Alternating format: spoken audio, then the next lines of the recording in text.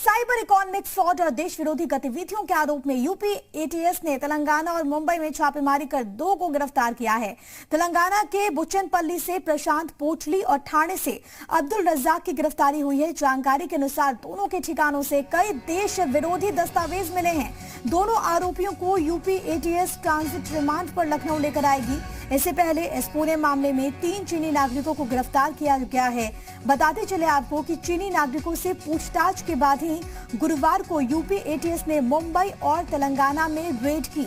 यह जानकारी आपको दे रहे हैं और अब इनको लखनऊ लेकर आया जाएगा। बताते चले आपको कि यूपी एटीएस ने तेलंगाना और मुंबई में कई ठिकानों पर इनकी जब छापेमारी की है तो कई डॉक्यूमेंट्स मिले हैं, कई दस्तावेज मिले हैं। और तमाम जानकारी के साथ लखनऊ से मेरे सहयोगी संकल्प दुबे इस वक्त लाइव मौजूद है। सीधे उन्हीं का रुख करते हैं। संकल्प, अपने आप में ये जो पूरा मामला है वो बेहद गंभीर है। फिलहाल टीम लेकर आ रही है इन दोनों को लखनऊ।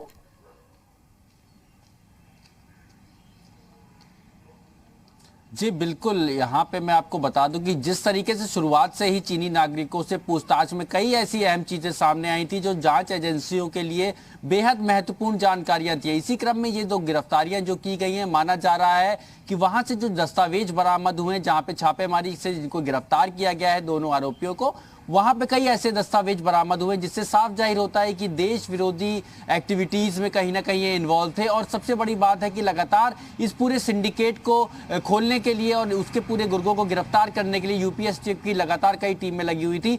बेहद बड़ी सफलता मानी जा रही है, क्योंकि जो केरल की अगर बात करी जाए या फिर मुंबई की बात करी जाए, वहां पे जो इस पूरे रैकेट के लोग थे, उस सिंडिकेट के लोग थे, उनको कहीं ना कहीं अब चिन्हित कर लिया गया है, उनकी गिरफ्तारी हो गई है। अब ये माना जा रहा है कि ट्रांजिट रिमांड में लाने के बाद में कई अहम खुलासे होने वाले। लेकिन सबसे बड़ी बात है कि जिस तरीके से वहां पे दस्तावेज बरामद हुए हैं, देश विरोधी दस्तावेज मिले हैं, कई ऐसी अहम जानकारियां मिली हैं। लगातार चीनी नागरिकों से भी पूछताछ में कई ऐसी अहम जानकारियां मिली थी। तो अब ये माना जा रहा है कि इस पूरे सिंडिकेट का कहीं ना कहीं पर्दाफाश होता जा रहा है। और इन दोनों गिरफ्तारियों के बाद अब जब ट्रांजिट रिमांड पे इनसे पूछताछ की जाएगी तो कहीं ना कहीं और अहम सुराग सामने आएंगे, जिससे कि माना जा रहा है कि अन्य साथी इस बात से भी इनकार नहीं किया जा सकता कि पूछताछ के बाद और भी कई ज्यादा गिरफ्तारी हो सकती है। और ये जो सिंडिकेट है उसको तोड़ने के लिए आगे भी लगातार जो टीमें है वो इसी तरीके से वर्कआउट करती हुई नजर आ सकती हैं।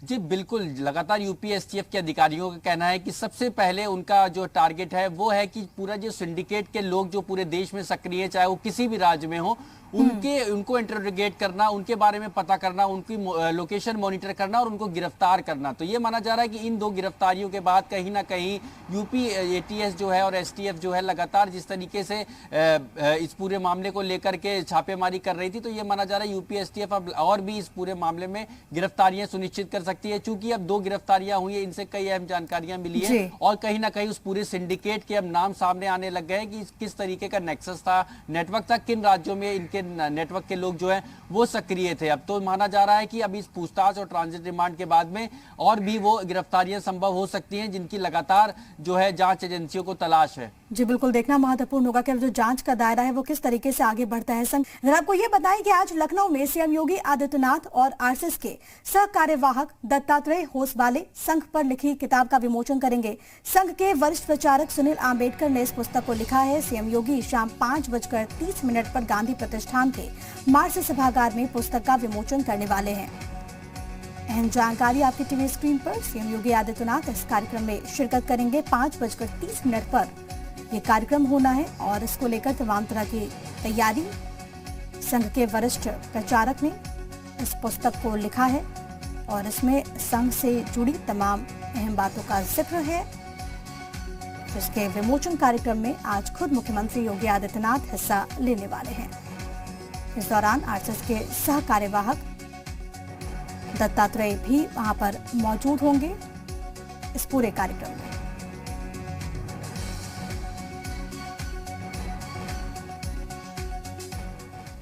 इधर अपर मुख्य सचिव गृह अवनीश अवस्थी ने देर रात पूर्वांचल एक्सप्रेसवे के निर्माण कार्य का जायजा लिया। इस दौरान यूपीडा के आला अधिकारी और निर्माण कंपनी के प्रतिनिधि मौजूद रहे। जानकारी के अनुसार पूर्वांचल एक्सप्रेसवे का 78% कार्य पूरा हो चुका है। आरओबी और स्ट्रक्चर्स का कार्य बहुत तेजी के साथ चल रहा है। ये तस्वीरें भी आपकी टीवी स्क्रीन पर। खुद अवनीश अवस्थी यहां पर पहुंचे, निर्माण कार्यों का उन्होंने जायजा लिया, कितना काम हो रहा है। देर रात वो यहां पर पहुंचे और यहां पर उन्होंने अधिकारियों से बातचीत भी की। एक्सप्रेसवे के निर्माण कार्य का उन्होंने निरीक्षण किया। पूर्वांचल एक्सप्रेसवे का निर्माण युद्ध स्तर पर चल रहा है और जानकारी ये है कि 78% जो काम है वो यहां पर पूरा हो चुका है और जल्द ही लोगों को एक्सप्रेसवे का लाभ मिलेगा।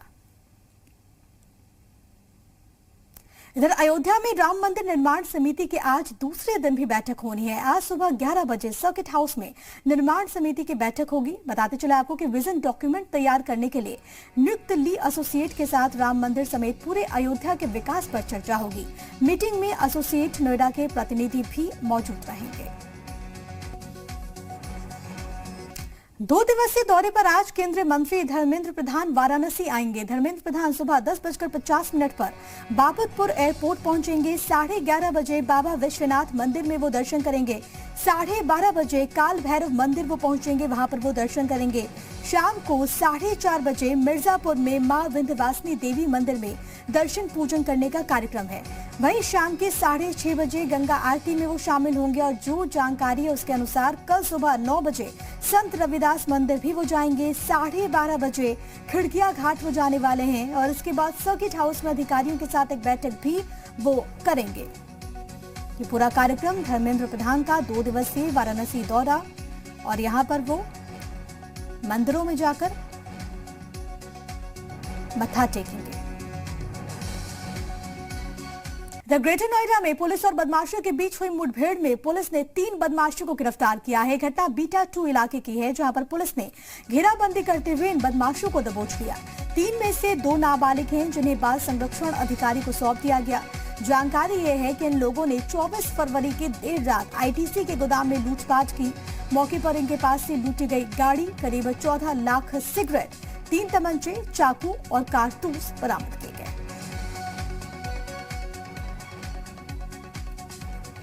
ग्रेटर नोएडा से ये बड़ी खबर आपको बता रहे हैं। 3 आरोपियों को इस दरमियान गिरफ्तार किया गया। 2 नाबालिग बाल संरक्षण अधिकारी को सौंपे गए। 24 फरवरी को देर रात आईटीसी गोदाम में लूटपाट हुई थी और अब एक बड़ी सफलता यहां पर मिली है। आज जब सूचना प्राप्त हुई कि बदमाश माल को ठिकाने लगाने के लिए कहीं जा रहे हैं, घेरेबंदी की, फायरिंग हुई जिसमें 3 बदमाश घायल हुए, जो एक ही गांव के रहने वाले हैं। उसमें से कपिल नाम का बदमाश 1 साल पूर्व वहां पर नौकरी कर चुका है। 2 रोहित नाम के बदमाश वहीं के हैं। ये तीनों घोड़ी बछेड़ा गांव के रहने वाले हैं। 2 बाल अपचारी भी हैं जो गाड़ी में बैठे हुए मिले। उनको बाल संरक्षण अधिकारी द्वारा अपने संरक्षण में लिया गया। कुल 5 लोग इसमें शामिल थे। और इस बीच एक बड़ी खबर लखनऊ से मिल रही है। भ्रष्टाचार के मामले में 3 इंजीनियर्स पर कार्रवाई हुई है। UP state construction and infrastructure development corporation ली ने कार्रवाई की है। आपको बताते चले कि बिना काम के निर्माण में लगी फर्म्स को 4 करोड़ 80 लाख रुपए दिलाने का आरोप है। तीनों के खिलाफ एफआईआर दर्ज कर नुकसान वसूली करने के निर्देश यहां पर दिए गए हैं। अहम जानकारी आपकी टीवी स्क्रीन पर लखनऊ से ये बड़ी खबर आपको दे रहे हैं। UP state construction and infrastructure development corporation limited ने यह कार्रवाई की है। बिना काम के निर्माण में लगी फर्म्स को ये बड़ी राशि दिलाने का आरोप है और तीनों के खिलाफ एफआईआर दर्ज करते हुए नुकसान वसूली करने के भी निर्देश यहां पर दिए गए हैं। भ्रष्टाचार का ये पूरा मामला, जिन पर 3 ऐसे इंजीनियर्स जिन पर ये गाजगिरी है।